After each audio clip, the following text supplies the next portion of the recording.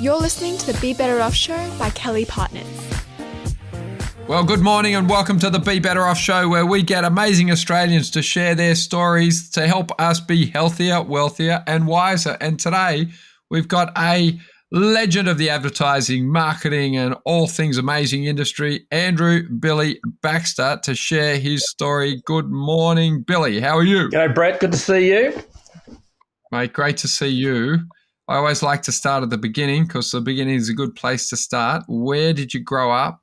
Brothers and sisters? What did you do for schooling and university? Very good. Grew up in the eastern suburbs of Melbourne, not as fancy as the eastern suburbs of Sydney, about 20 kilometres out, Glen Waverley, East Burwood way. That was the edge of suburbia when I grew up, not far past the primary school that we went to were orchards when I was little. You know, now suburbia in Melbourne's another 20 k's further east. We weren't far from the Neighbours set, funnily enough, and Channel 10. So fantastic. We had the high school and the primary school at the end of our street. So we had ovals to play on, basketball courts to play on. So sport was a big part of growing up. Lucky enough to get a scholarship to go to Haileybury, which was a great one of the the better schools in Melbourne. And that was a real defining moment because it opened my eyes up, not just obviously to work hard from an academic point of view, but certainly continued my sport side of things, but also opened me up to the arts. So I was one of those weird kids in the mid-'80s that was not only in the first footy team and captain of the Aths team, but I was in the school play and I was in the school orchestra. And a lot of what I've done in the creative world today, I suppose, all goes back a bit to those creative times as well. Terrific. And then you went off, and what did you study and how did you end up in the sort of creative space? Yeah, so I went to uni at Monash. In fact, I originally started studying accounting, did that for a year, and then switched over into marketing. You know, marketing was a relatively new course back in that sort of late 80s. And I think when I went through it, there was only 36 spots at Monash Uni in the marketing course.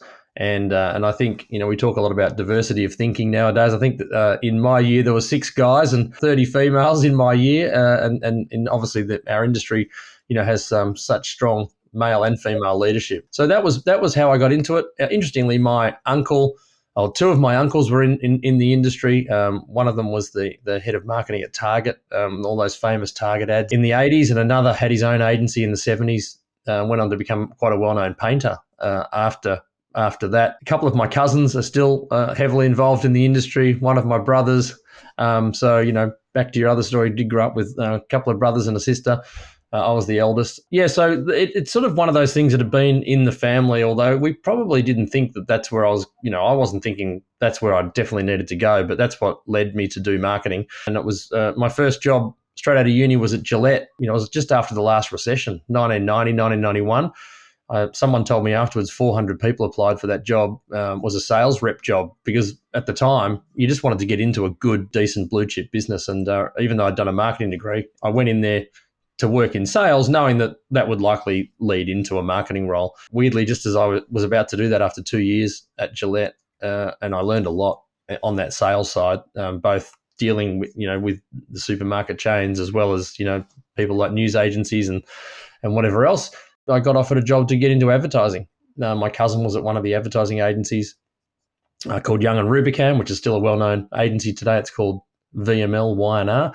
And they just won the Nintendo account. This is 1993.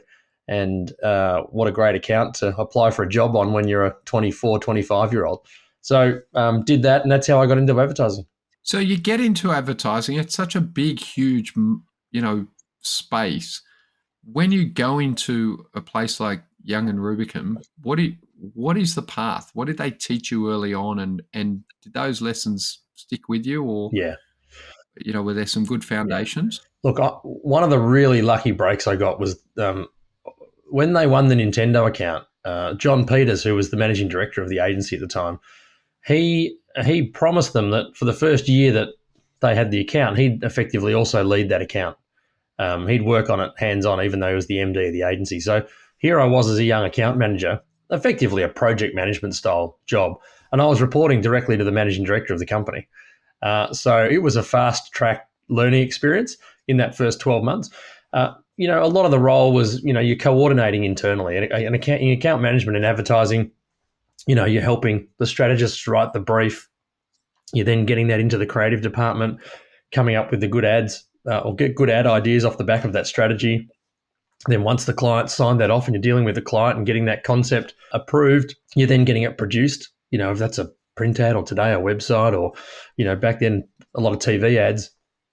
So, you're overseeing that all happening on time, on budget, all the normal things. Then you're getting it out to market, whether the ad has to be sent off to a Channel 7 or to a news or to one of the digital sites, and you've got to have it all at the right size and the right specs to go there. So there's quite a lot of detail in those account management roles. As I said, I learned a lot from my boss. I probably drove him mad. He's still a great mentor to me now.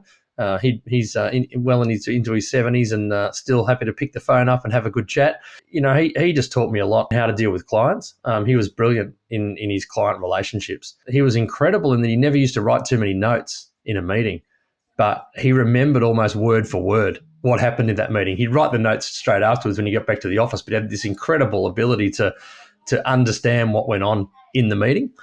So that was fantastic, learning things like that from him. And just, I think, the balance of people management. And because you can't, in those roles, I liken it to football. You're not the captain.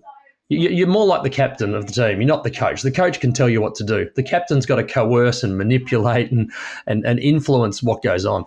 So an incredible learning experience with him. Gave me a lot of long-term advice. It's quite an ageist industry, sadly, our industry. And, he was very much pushing me at the age of 25 to think about what I was going to be doing at 45, because he was at that age at that point. And there's only usually one 45-year-old left in an agency, and that's the CEO. And so if you're not going to become the CEO, you got to be thinking about what your second career is. So, fantastic learning experience. So why is the industry so skewed to young people? Oh, look. Are they the ones that spend all the money? No. Oh, look, I think, it's one of those things where people, I think it's a perception issue. So, look, one of the challenges is, as the longer you're in any business, the more money you're earning.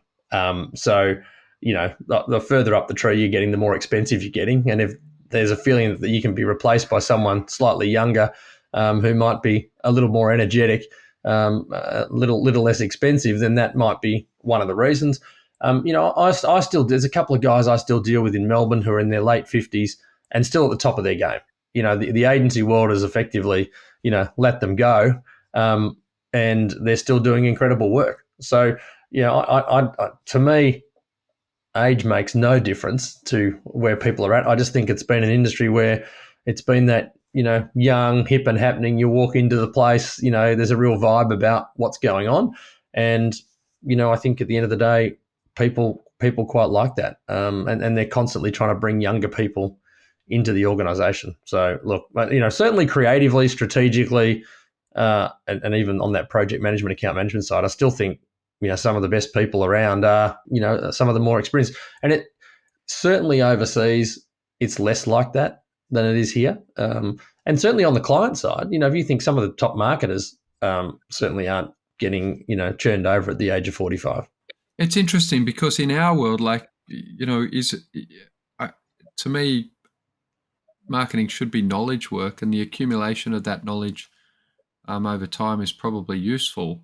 The ad agencies always look like sort of kiddies' corner, where everything's overpriced because no one does any work. When you come from a professional services background where people actually work. But it's interesting, like the best marketers I've found often have studied marketing and finance, and they sort of have a bent towards a return on a dollar, which has also been often quite a foreign idea, which is interesting, the disruption that has then happened to that industry. I remember, I think it was sort of YPO talk, the Clemenger CEO talked about 80% of the titles in their agency didn't exist 5 years ago. In your journey sort of going through, over 20 years in that industry, what did you see the impact of digital over the last decade, and how has that changed things? Yeah. So, a couple of things there. Firstly, just back to your commercial piece. I think those agencies that have had that bent on commercial creativity have actually done better. That's why marketing was invented, was to help sell stuff. So unless you sell stuff, right? Unless you're selling something or changing behaviour or changing someone's, percent, because it could be an ad for the government, and they're just trying to change some sort of behaviour. So that's what it's there for. Look, the world did start changing probably, around that sort of 2000 to 2005 mark, and there was a point where I think you had to either lean into it and learn as much as you could and understand it inside out, or you almost backed off and went, this isn't for me anymore. Most good marketers are really curious. They're really interested in, it's almost like a game, right? It's a constant game that there's never an end to, where you're trying to optimize everything to get to the best possible result for your clients or the brand you're working on. So I was one of those ones that sort of leaned into it. I started writing a lot in sort of around that 2010 mark. I wrote a lot on the evolution of marketing. I wrote a couple of books on the ever-evolving marketing world. And for me, talking to some of the younger people and also writing about it forced me to learn as much as I could about everything that was coming. So if you went way back, 25 years ago, probably the average amount of channels you had in a campaign was 3 to 4. It was a TV ad, a newspaper ad, maybe a magazine ad, a radio ad, a cinema ad, if you wanted to, a bit of outdoor. They were your choices. Now you have got a myriad of choices, both digitally and traditionally. The most effective campaigns today, according to the Cannes Advertising Awards, and they analyse the most effective campaigns of the year, is 10.2 channels per campaign.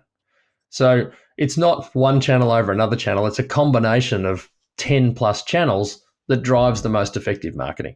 So now that is a challenge in itself. What are those? What is the right combination for you to pull together to deliver what you're trying to deliver from a marketing point of view? So that's amazing. I mean, for me, first of all, it was websites and understanding the role of websites and what they were going to play way back then. Were they just going to be, I think some people just thought they were going to be brochures, effectively an online brochure back in, this is 2004-5, to obviously e-commerce, through to the rise of social media and understanding which channels, even just within social media, were going to work.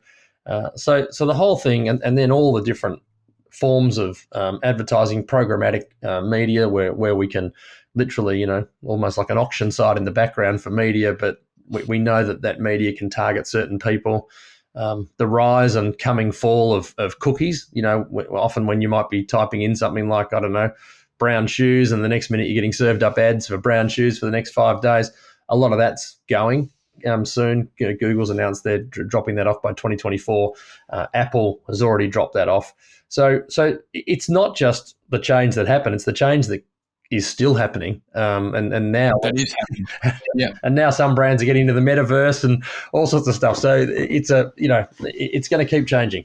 So the dynamism of the industry necessitates, I think, as you've mentioned, is a curiousness of mind and an energy to learn, adapt, evolve.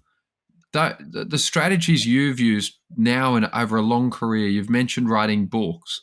But I think that's really interesting for our audience to hear, is that finding ways to engage yourself. There's a lot of talk about engaging your team, but it's often, to be interesting. It's often said that you should be interested, and so if you're interested in others, people typically find you quite interesting. I think to be dynamic. To be able to keep up in a dynamic industry, you need to be dynamic. You need to be curious. So you were writing books. I know that I think maybe you still are writing in the Australian. Was that something that you were doing as well? I've written, I think, around 80 columns for the Australian on marketing. And so you were writing columns, and did you turn that into a book? Yes, exactly right. Yeah, I took 20 of those top articles at the time, turned them into a book. And the articles were based on the questions I was most getting asked by CEOs and boards about marketing. So I took that sort of slightly, because they were the ones going, well, hang on a minute.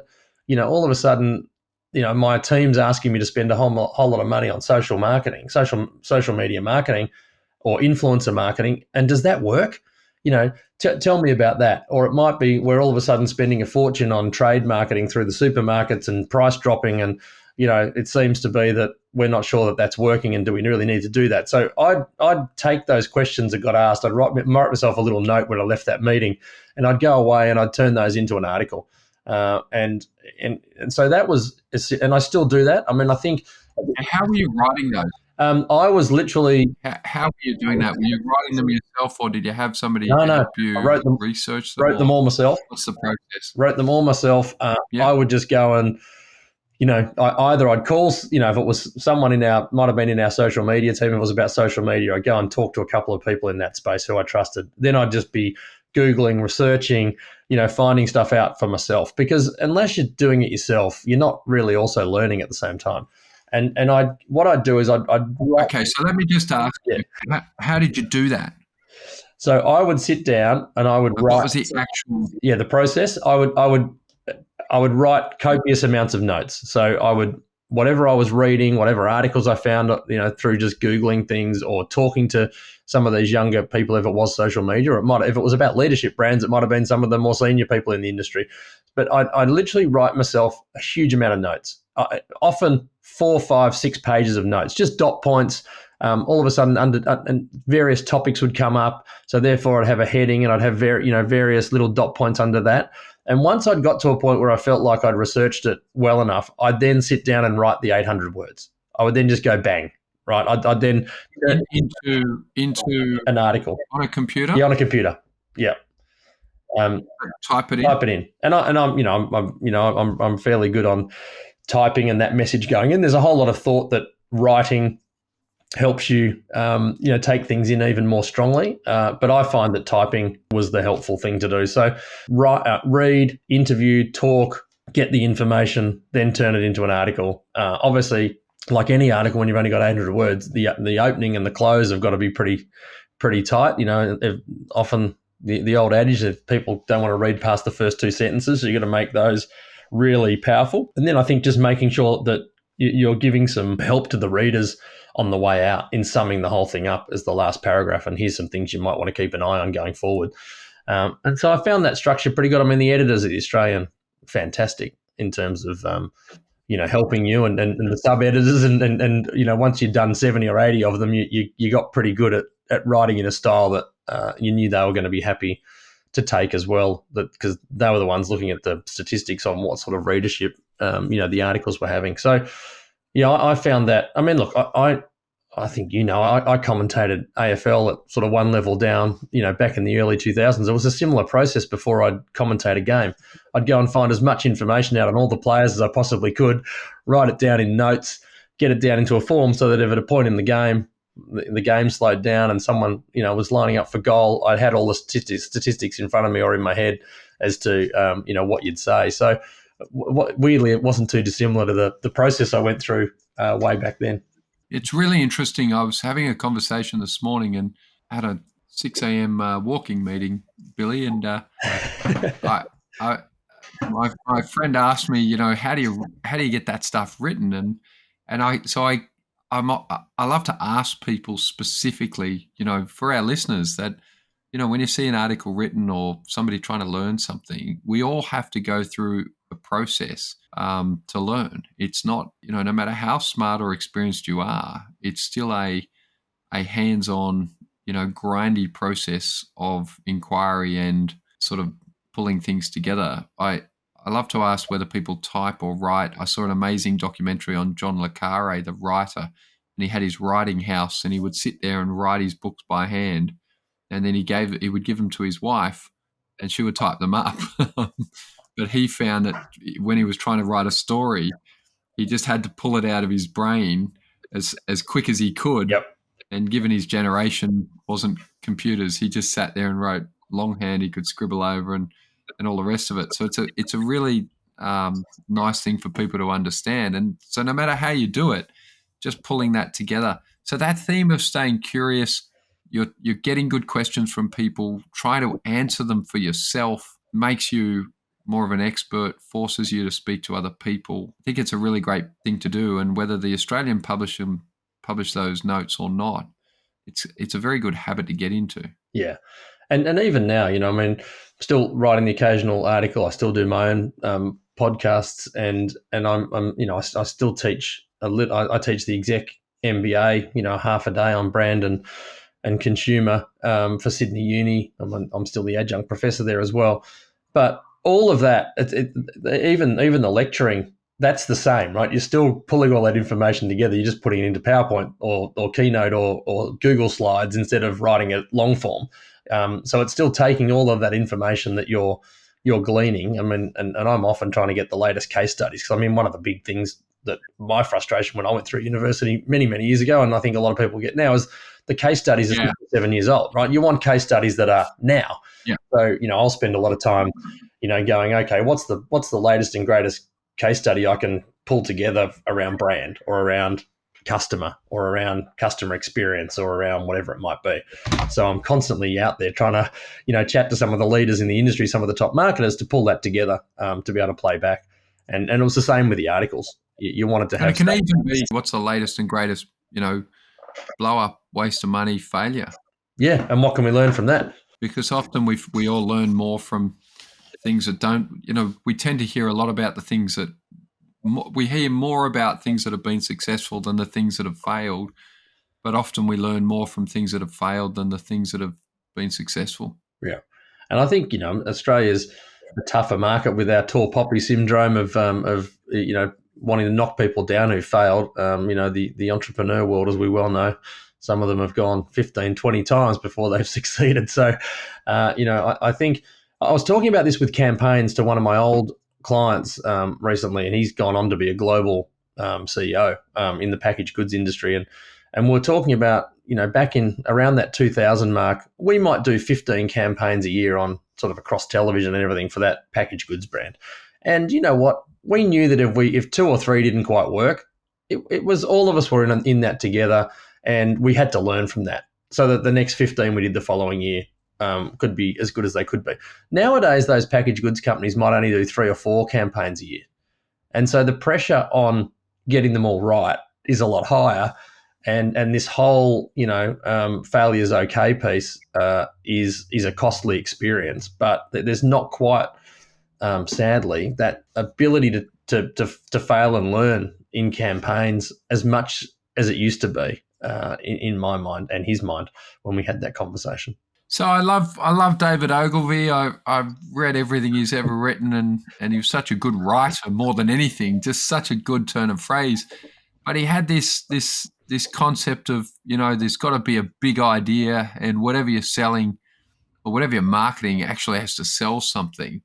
But he was very much, about if you're not prepared to be bold, it's unlikely that you can win. But he also accepted the inherent risk that you may not win in the first instance in the way that you anticipate. But he never thought the learning was a waste of time. Mm. How do you go big and bold in a world afraid of failure? Look, I often joke that the advertising world, we were often selling fresh air, right? Because we're selling ideas. You're selling concepts. You're selling something that you believe can work and can make a big return. And just the one campaign that came into my head then when we're talking about that was for Coca-Cola. So for 25 summers in a row, they'd run one of those, as we all grew up, you remember those beach ads, the beach ball rolling down the sand dunes and everyone having a great time and everyone drinking Coca-Cola. I mean, that was the traditional Coca-Cola campaign. It was successful, but probably incremental, adding 2 or 3% a year. Now, yep. in a packaged goods, 2 or 3% can be an amazing financial return.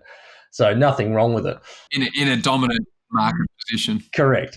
But then came around, they asked each of their agencies, and I'm trying to think, it would have been around late 2010, early 2011. They asked each of their agencies to pitch an idea for that following summer. And the Ogilvy guys at the time, and it was just before I was moving into the national role. I was running the Melbourne office, and this was in the Sydney office.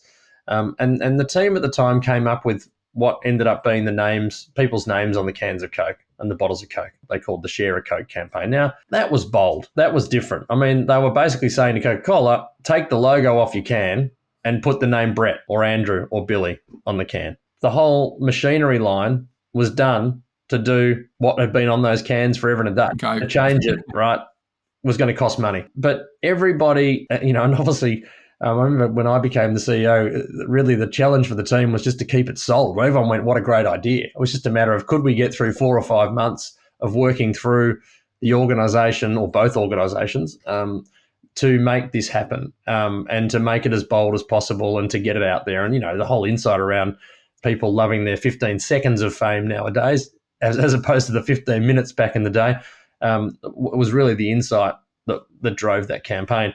And look, famously now, you look back on that campaign, it's still running in many countries. It's running over 100 countries. Australia was obviously the first. I think the Coca-Cola global CEO way back was talking about it driving an extra $1 billion of sales around the world, even early on in the campaign.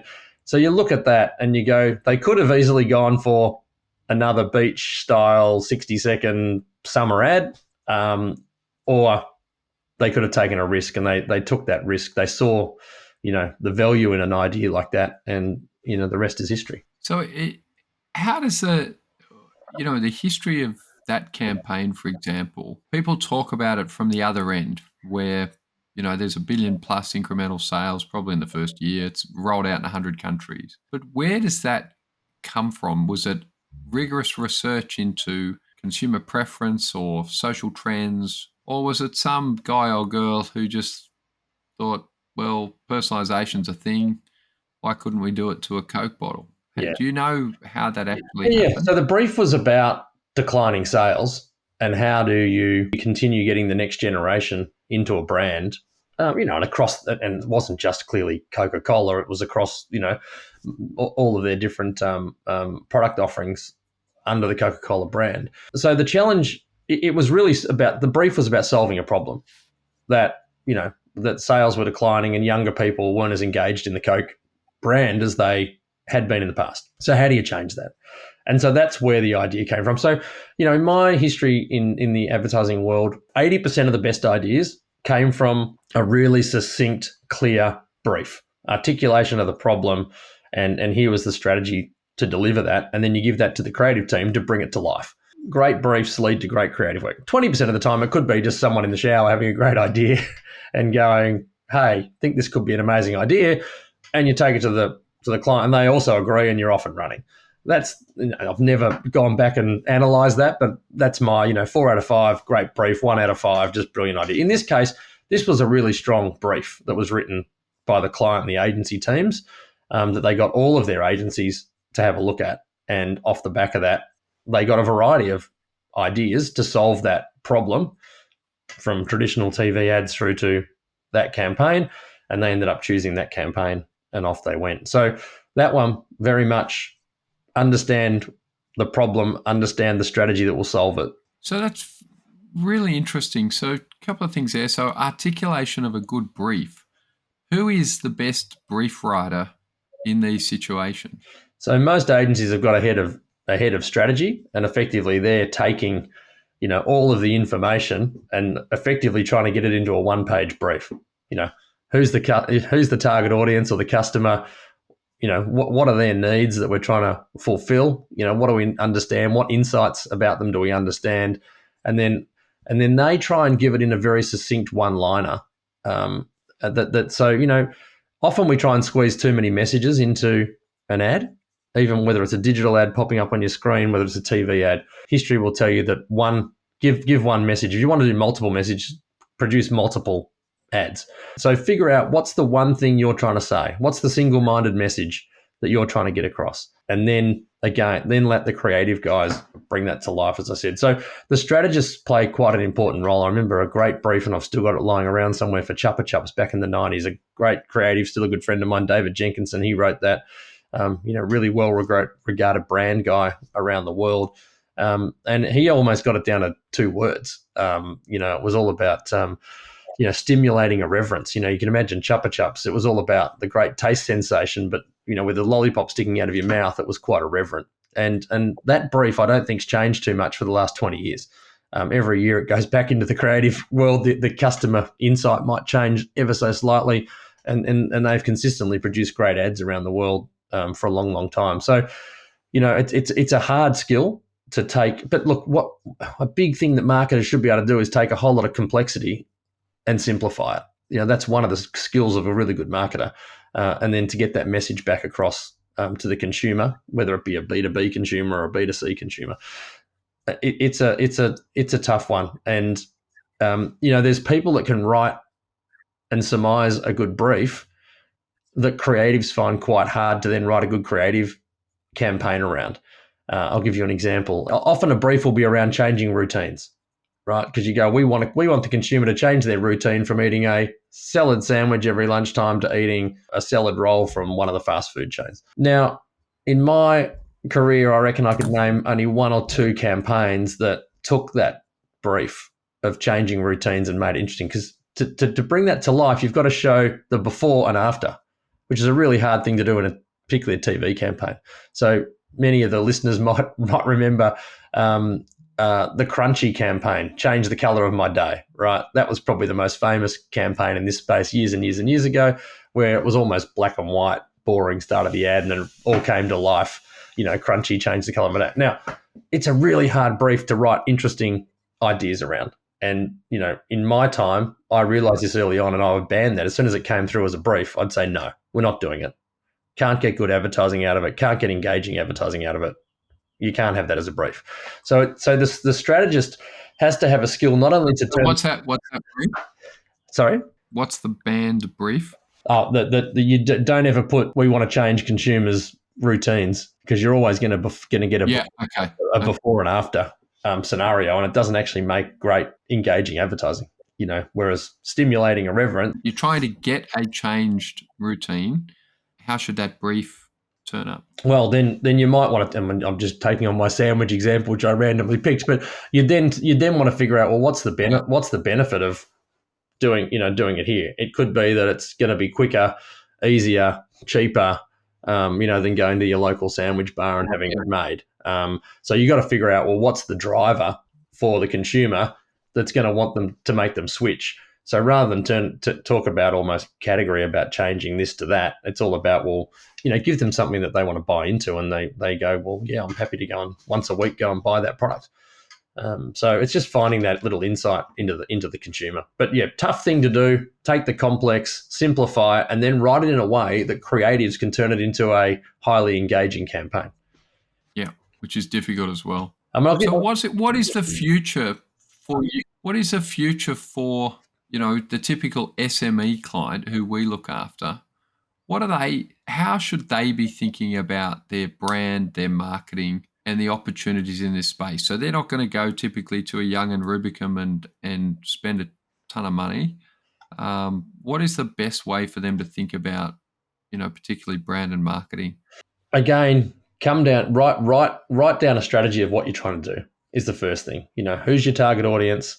What's the need that your product fulfills? Just clearly get that down on a bit of paper so you can understand that. And then try and write down, okay, what are a couple of the key messages we want to get across to explain to the customer, again, whether it's a B2B, SME, or a B2C, why they should be buying ours over somebody else's. What's the points of differentiation here? Why is our product different? So one piece is around getting the message. So I often say that we talked before about the change in marketing. The fundamentals of advertising and marketing have not changed. All of those things we've been talking about. Delivery mechanisms have changed.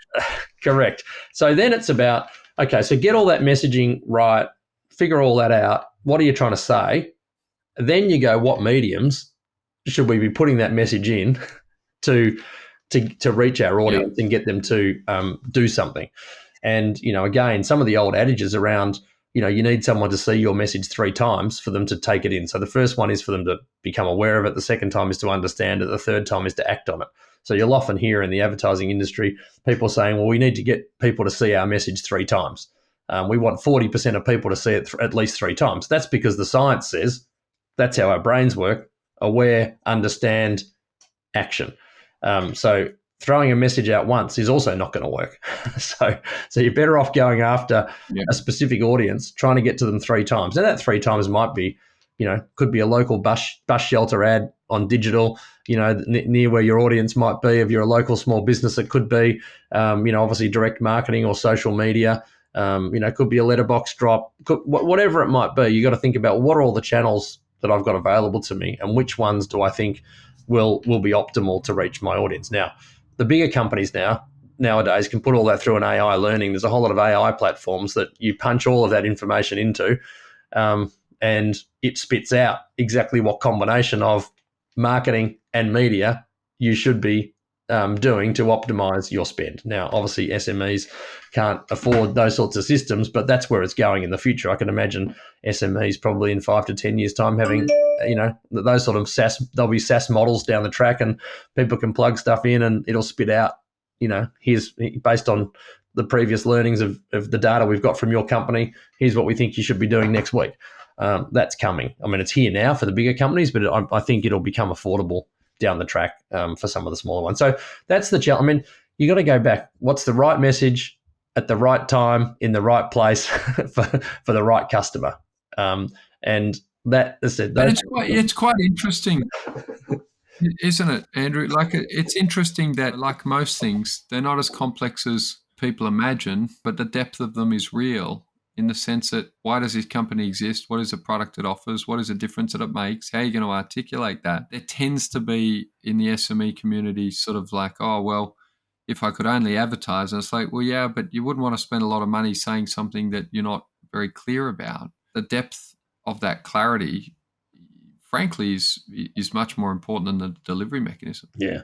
And then the other or how much of it you can do. Oh, absolutely. And the other way to look at it, I'm just trying to think of some ways that can help SMEs think about this. I often say in the media space, you hear companies talk about your owned media. So things that you own, right? So Kelly+Partners and 24-hour business plan, we've got our own website. We've got our own EDMs. We've got our own social media channels. We've got our own credentials documents. Whatever that may be, stuff that we can control is what we call our owned media. We own it. We can control it. Then there's your earned media, right, where you're pushing things out, usually through PR or through, it could be a podcast, where you're trying to, if you've got good content, people are going to want to view it.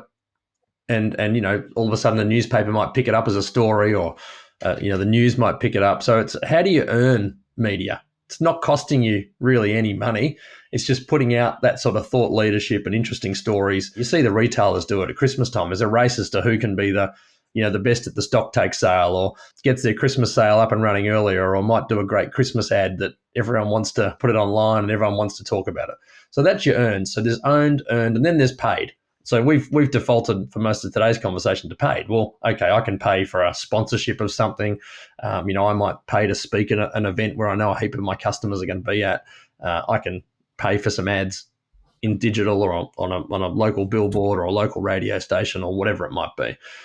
So that's, if you're going to break down where you're at with your marketing, it's another really simple way in my mind to go owned, earned, paid, and figure out what the structure is and what you can afford on the paid side once you've spent the money, because you've got to have your own channel. No point spending the money. They go to your website and your website's crap. No point doing that. So get the owned and earned fixed first, and then get into your paid. Yeah, it's interesting. So it needn't be as complex as people imagine.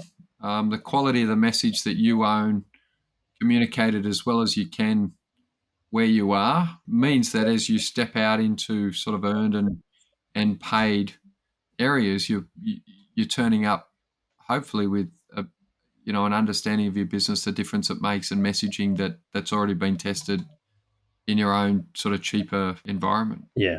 And that test and learn you're just talking about at the end, that's the other thing you can do nowadays, right? In the old days, you didn't want to spend $100,000 making a TV ad, spending $60,000 putting it on the news, and then learn that it didn't work. Nowadays, you can be putting that out on digital channels really quickly and understanding. And so, again, simple thing to do, have 3 different images and 3 different headlines. So you've got a 3x3, you've got 9 options. Push them out and see which ones digitally get the best response, and then move your spend over to that one or the 2 that are doing the best. So there's all these little things you can do nowadays, which 25 years ago you could not do, would cost you a fortune, that you can do now. Jim Collins, the author of Good to Great's got this great saying that I love. He talks about first bullets and then cannonballs. And so that test and learn that you can do now at a very micro level, very cheaply, takes effort, but cheaply, means that you can then move into cannonballs of places that have some resonance and some result.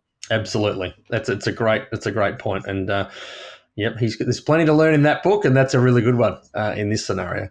Yeah, it's interesting.